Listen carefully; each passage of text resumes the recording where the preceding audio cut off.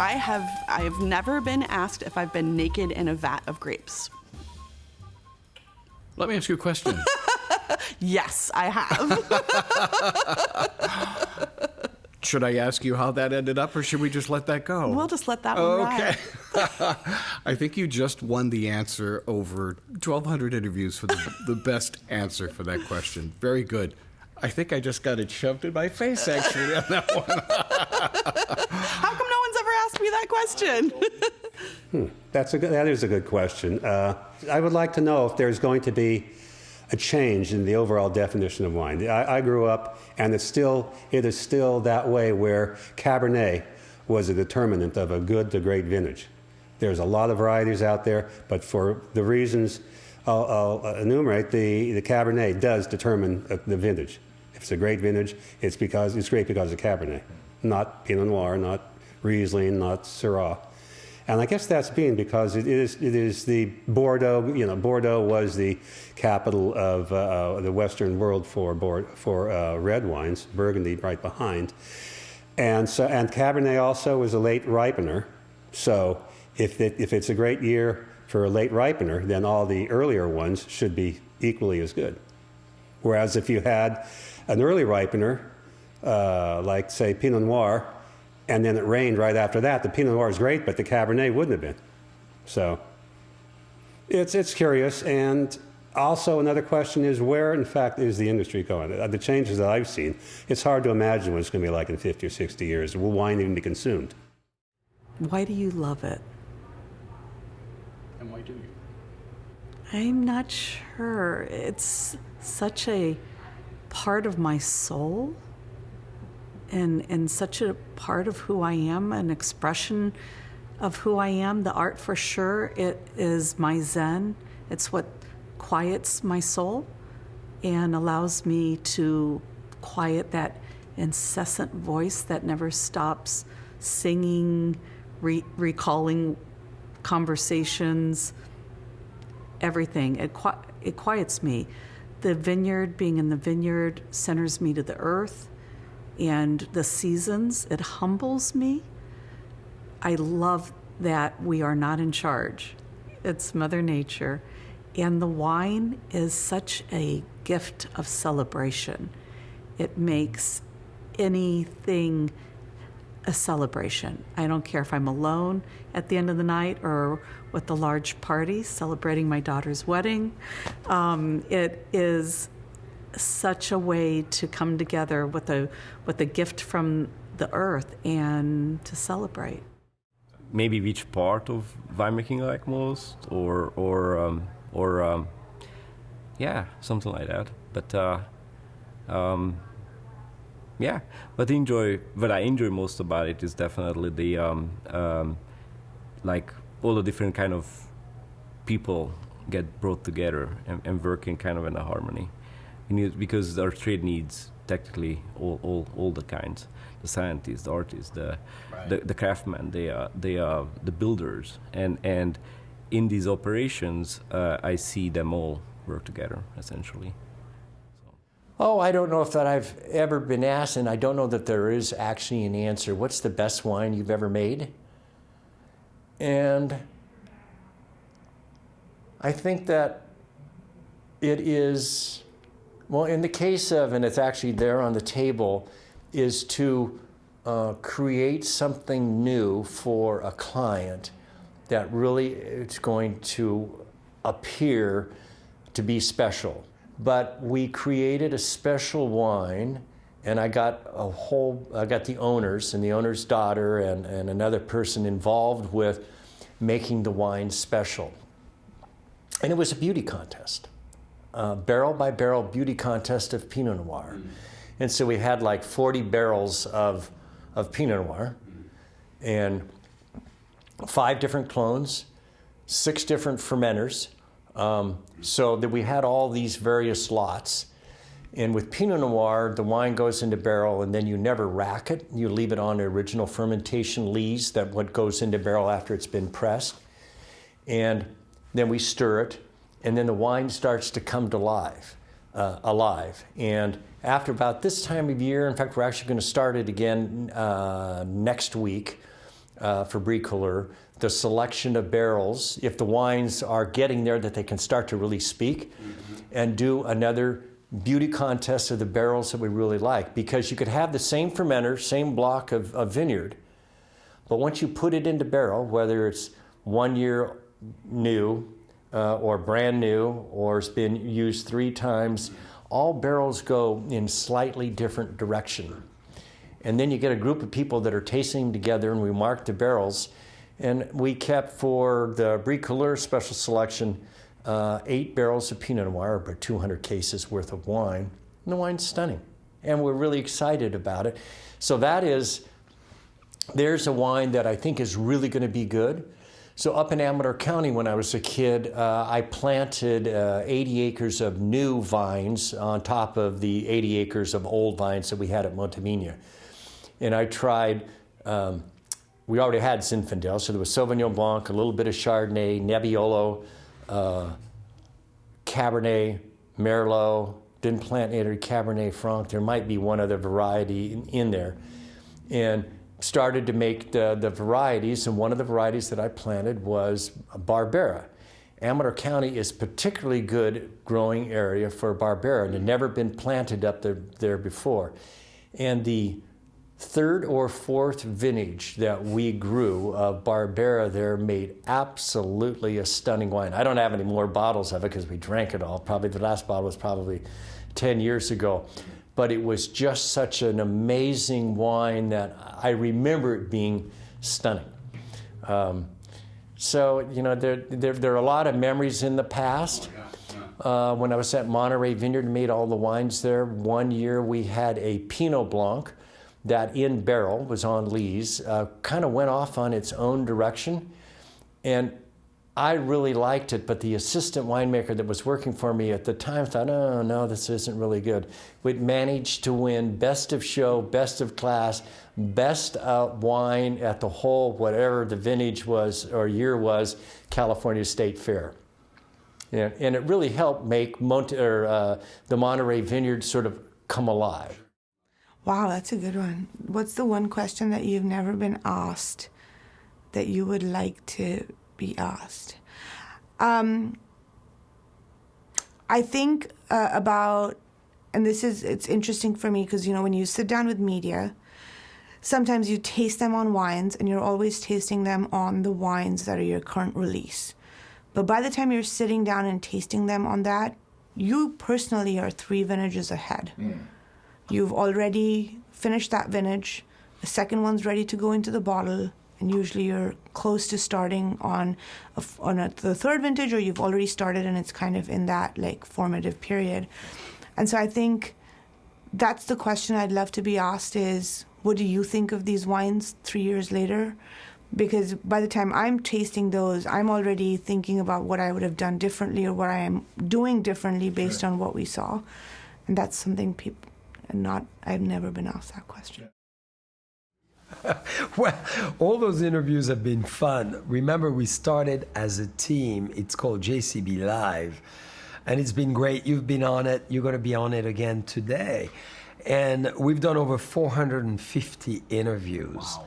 And, you know, the question that I've never been asked is, what's next? And you know, I never know what's next. And this is why I love to live in the unknown. I love to live on the tangent of creativity and not knowing and knowing.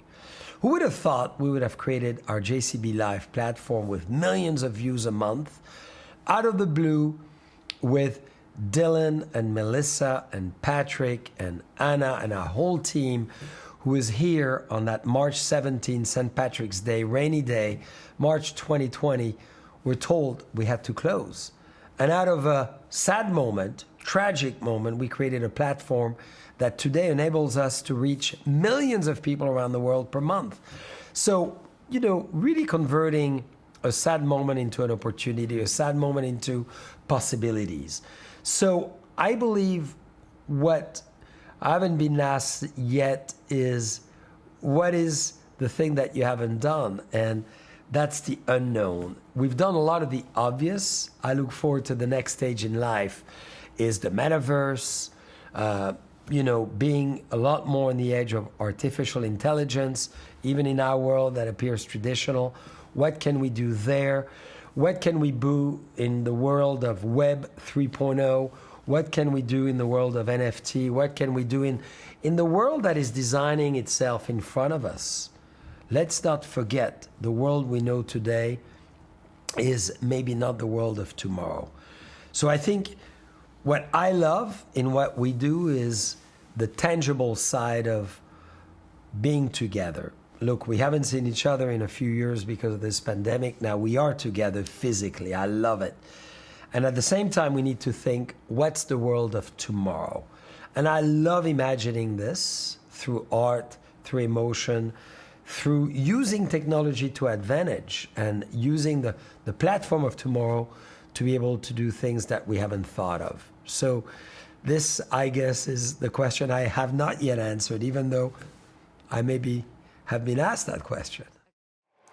So a question that I haven't been asked directly, and I've sort of been asked around it and answered around it, but you asked about my path into winemaking, and it started with architecture, which is not a standard path. And people will ask, well, how did you go from winemaking or architecture to winemaking? But not really ask why. And the challenges with that. So I think, first of all, to say that the parallels to me are what I enjoy about architecture is the same thing that I enjoy about winemaking. And it's the creating, it's the design, it's the science and art and math and how all of that comes together. And with the building, you're creating an experience for somebody, to walk into. And with wine, you're creating an experience for somebody to have at a point in time. And the challenges are also very similar because you have a finite set of parameters to work within, and then everything else is just out of your control. And you got to go with it. So it's just constant problem solving, and you got to be creative all the time. And that's the parallel to me. That's what I love. What I like talking about most, I think, is terroir, and I think often people feel like they understand what that is and what that means, and oftentimes I feel like it's very misunderstood as to exactly what that is and what that means, and I don't know. So I think that's kind of what I like. I think people think terroir is environment. Like when you talk about terroir, you're just talking about environment, sure. And it's close, but it's not quite right? Like it's a reference to environment and to a distinctive, unique flavor profile that environment delivers in something that's grown within it, and so this idea of a flavor of a place. Terroir isn't a reference to the environment. It's a reference to that flavor that's associated with that environment. I think that these are the kinds of things that I like to talk about that I'm not always asked. I've never been asked. I don't know. I mean, I suppose, do I like it? People never ask you whether you like your own wine or not. And I not that I necessarily need to have somebody ask me that, but I can't remember ever being asked that question. You say, but everybody's asked, how'd you get into this? Why? The hows and whys. No, I joke about all the time. If we have prohibition again, I'm probably down at Home Depot driving a forklift. Yeah, sure. Please don't even say prohibition again. We're so lucky we didn't limit that time. No, none of us would be doing this if we. Maybe I would have been making a Sacramento wine. I think the first time I drank wine was as an altar boy, so I could have just kept that going. Oh, I just love everything about wine, but that's it's like how lucky we are to live here, to travel the world. I got into it to live in Northern California, travel the world. When it's raining, work inside. When it's nice, be outside. So you got to call your shot. You weren't out. I didn't mind digging ditches when I was young. I just didn't want to do it for a living. And I don't know if I wanted to sit in an office all day for a living either. So, and this just married everything. But that's a common, ask. And it's just the gel and the people of this business are fantastic. I think probably what really, really makes my heart race about wine, we can talk about the passion of everything, right? Like winemakers, we do this because we love it. But what I tend to tell people, and the reason that I'm still doing this, it's not because I'm good at it. I'm good at it because I've done it for a long period of time. It's not because it's cool or, I'm trying to be fashionable. It's a visceral feeling. And I always talk about my start in winemaking being, at Davis and getting to these classes. And, honestly, it'll make me tear up because when I talk about the visceral feeling, I can remember standing in the cave, entrance of the cave at Pine Ridge, and I felt it. And all I did was inhale. I just stood there between two very, very old oak upright tanks. They were massive. And the entrance to this beautiful cave, and I smelled the earth, I smelled the wine, and I smelled the barrels. And I had no idea in the world what the heck I was doing. I grew up, in a very, very rural town. My parents own a grocery store. I knew how to bag groceries, and my parents taught me well and gave me a great foundation, but nobody in my family was in winemaking. And yes, I got an interest in school because I was science-minded, and it, certainly the class captured me. But the reason I'm here is because I felt it. And it had really nothing to do with going to Davis or any of that. And I've never really told anyone that. So that's the one maybe true entrance into winemaking that, maybe doesn't make sense to anyone else, but it makes sense to me. I don't know that I can come up with what the question might be. I know that my love is wine and my passion is poetry and music, and those things kind of come together, in this job, and I feel real lucky for that. What is your greatest fault? I don't believe in praise. I believe in criticism because it gives the person an opportunity to improve. So nobody ever asked me what's your biggest fault. And it's always an interesting question because if you realize it, you can better it. So is it still your worst fault? And I think that's probably the question that is the funniest. And if you ask me, it's probably you should probably ask my better half or my children to answer that. But I think that I'm never satisfied.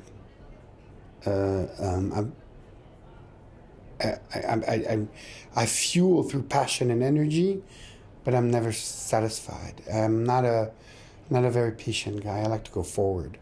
I see forward. I don't look back, and sometimes I go too fast forward, and should probably take a little bit more time to either analyze or contemplate what I had just achieved, instead of always going forward. That's probably the right thing to say. I've been asked every question there is over the years, but one of the questions I haven't been asked is, and I've been thinking about it recently as I get older, is when do I think it's going to be enough? Is the wine business going to be enough to keep me interested in coming back harvest after harvest? And because I took that time off, and I thought I was done, and now I realize I'm really not done, is this something I'm going to do to the end? You know, is this my last? Is winemaking my last big thing, or is this going to be another 5 years and I may go another direction? I don't know. So I'd probably have to say, you know, the longevity of winemaking. How long will I stay with it? Will there be enough interest here? Will there be enough enjoyment here and enough potential future here for me to stay in winemaking for the next till I can't do it anymore? So the total story hasn't been written yet. It's a young man's game. I'm not going to lie. It's very physical. You know, jumping up on trucks. You can't. You know, you have assistants and you have helpers and you have interns to do a lot of the physical work, but it's dangerous. It's physical, and you got to be on your game to do it. So I wonder to myself, how many more good seasons do I have left? The question would be, how do we cause people who enjoy wine to trust their instincts? That's the question that I don't think I've been asked. And my response to that is twofold. The first, you know, I think about I think about the spectrum of taste. On this end, we have great wines, an amazing cheeseburger, a delicious dish of pasta, something that you put in your mouth and you say, that's unbelievable, right? And on this end, we have gasoline and bleach. And if you put it in your mouth, you're going to spit it out because you know it's going to kill you. In my mind, that is the spectrum of taste, right? From left to right. So I try and explain to people, know that you possess this skill inherently to know when something is delicious and to know when something will kill you. Move yourself along the spectrum and trust your judgment. Trust your own judgment and your own desires and your own moments of enjoyment in life to be able to make the decisions that you want to make for yourself based on what you like, and forget about what people tell you you should know or should be choosing based on some random set of variables. Love for consumers and this whole idea about demystifying wine, to get consumers to feel confident enough to make their own choices without worrying about what other people are thinking. All right? In the same way that I wouldn't suggest that somebody should buy a blue car that's better than a red car, or a green purse as opposed to a tan one, or this tie versus that tie. There's all of these choices that we make in our life with incredible confidence, because that's what we like. That's what we know that we want. And then all of a sudden we come to the wine space and people become hesitant. And they're thinking, well, am I really supposed to like that? I'm not sure. And I say to them, stop right there. Do you like it? Is it delicious? Yes. That's a good choice for you. Enjoy it. Stop thinking about it. And then over time, if you'd wish to explore the category further, because it's something that you enjoyed, have at it. But understand that it belongs to you. It is a journey. It's a journey. That's the question. I've never been asked, how do we get people to be more confident around their choices? I'm not good at wine and food pairings. So it's not something that I want to say, but it's something that I'd like to share. So we want to know from a consumer or a journalist, you know, what would you prefer to have this with? And that's important to me. And also the arguments, if you will, about now it's minerality, and there's scientifically no proof of minerals being in wine, but we still utilize the terminology. So that's become an interesting topic, and especially amongst winemakers, we all have opinions about the characteristics that we're smelling. I mean, I was asked just yesterday, how would you describe the aroma of an olive, you know, or the characteristic of an olive? And you have to think about it. Well, olivey, you know, and then maybe say briny or green, herbal, but it's a lot of the things to do with where the olive, how it was raised and trained or pruned or whatever, you know. So these are fascinating subjects to me, and they're infinite as far as the characteristics that are involved with. Also, the large format wines. I've opened some wines that are older than me, and they're still alive and well. And some of these wines that we're bottling are going to definitely outlive me. And why is that? In a big bottle format. That's what we're doing today. Is we're doing magnums and 3 liters, and I've made it all the way up to 27 liters. And there's a bottle up in Seattle, and supposedly it's gonna. I'll be there when they open it. We'll see. But that goes to my first vintage at Provenance, and so these. Why do they last so much longer than, say, a 750 milliliter or 375 milliliter bottle will? And I got into it with a journalist, and we came up with non-scientific proof that it's the glass, it's the impurities in the glass, like cadmium or chromium, that are having this impact in a oxidative way, that whatever oxygen is there will be utilized by this impurity in the glass, and it doesn't get used up. It's an enzymatic aspect that doesn't get used up, and if there's more vibrations or higher temperatures or a much more surface area to volume, then you're going to get more of these reactions, and that's the oxidation and the aging and the eventual death of a wine.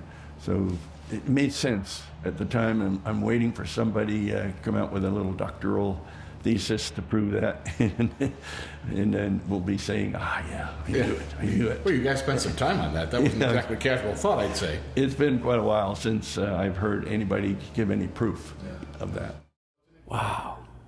Gosh, I think that's a really interesting question. I think you're always sort of on you're always on the defense. It's rare to be on the offense. I guess I'm a technical guy. I like to control things in the cellar. I like to let things go when I can. But I think the first thing that comes to mind is I remember the last time I got interviewed, I was being sort of given a hard time because I was too technical.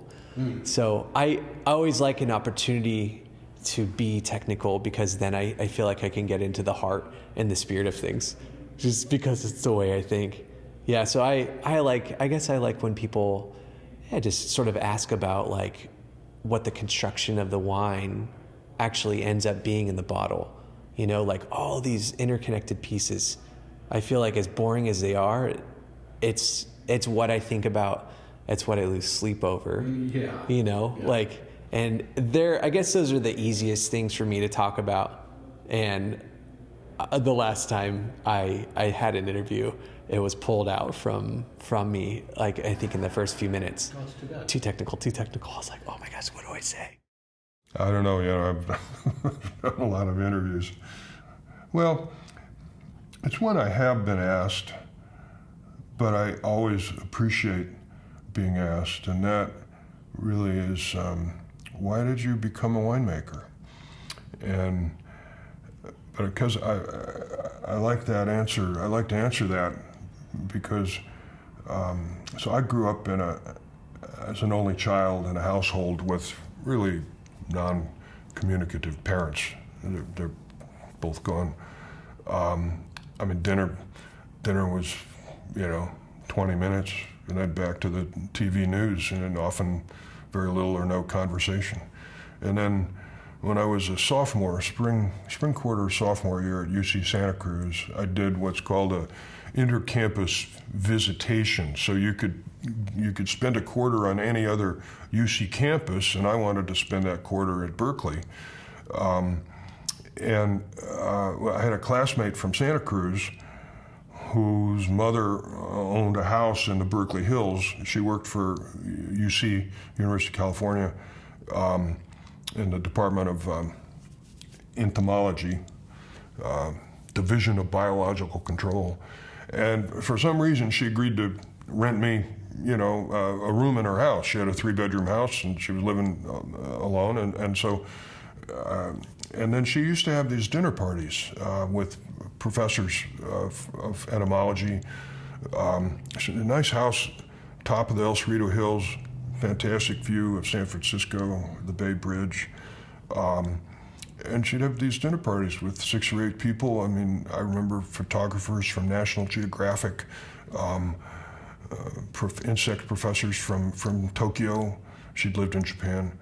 And we always had wine. And these dinners, I didn't know these people, but these dinners could go on for 2 or 3 hours.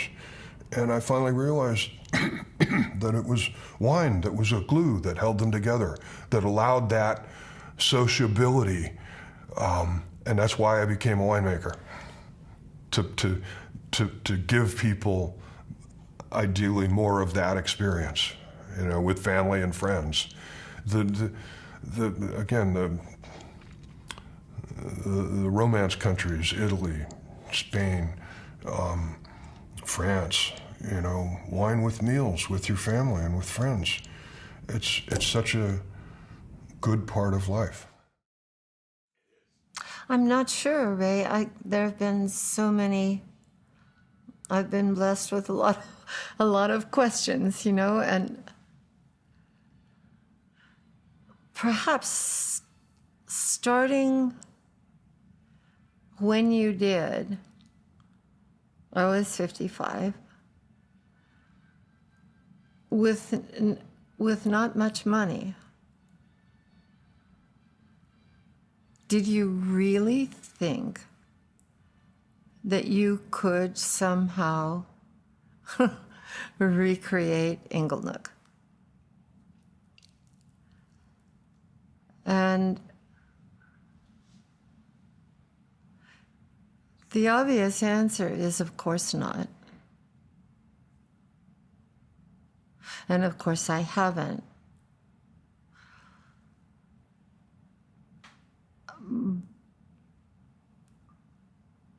But in a, it's funny, I'm very rarely halting in my,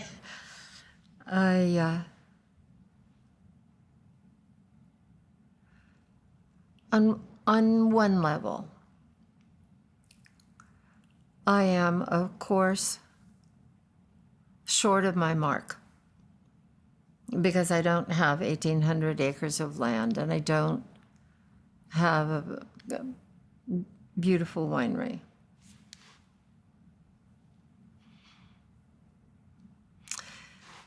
But I think it's so foolish. This is so personal, excuse me, it's really personal. I think it's so foolish for me to go to that door. But instead, rather to look at